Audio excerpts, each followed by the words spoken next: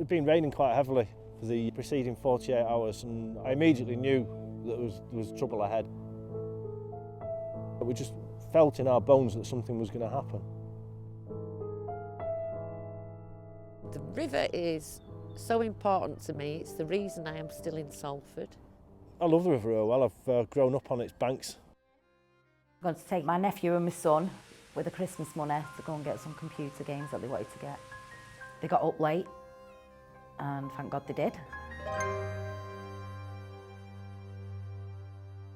I knew if the river level was already high, and it takes between 6 and 8 hours for the water to trickle down from Rottenstall and Ramsbottom and Bacup.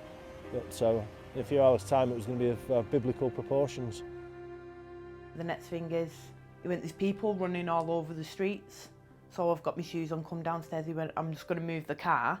And within about 15-20 minutes it was coming in underneath the door. When we got to the junction of Lower Broughton Road and Heath Avenue, I turned round and you could see the river sort of at the bank. It must have been coming over because it was so fast. So I started saying to people, really, look, just get your stuff upstairs, don't take a chance. That was about 1 o'clock-ish. About 2 o'clock it came over.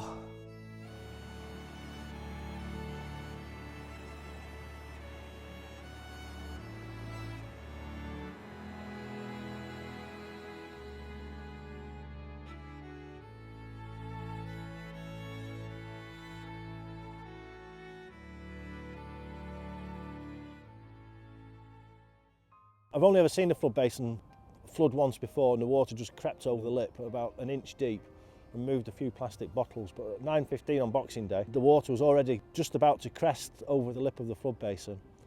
And what started as a slow trickle with little drinks bottles and footballs floating over the lip soon turned into a 4-foot raging torrent of water.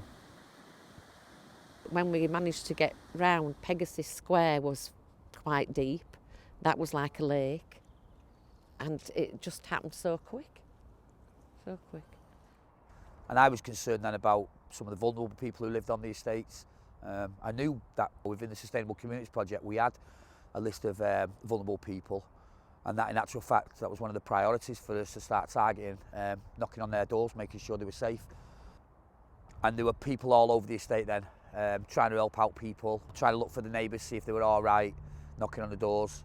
That's when the police turned up.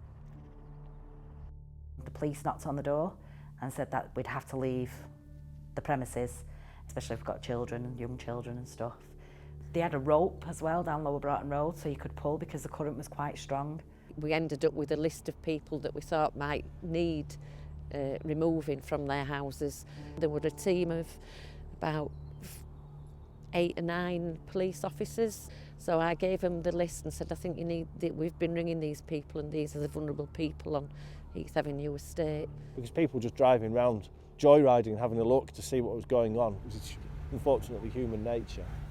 From walking from our house, something that'd take like literally 5 minutes took them half an hour.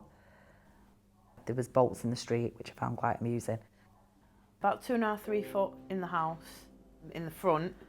Obviously it was dirty, it was muddy, it was just full of rubbish basically. Mud, glorious mud, loads of it.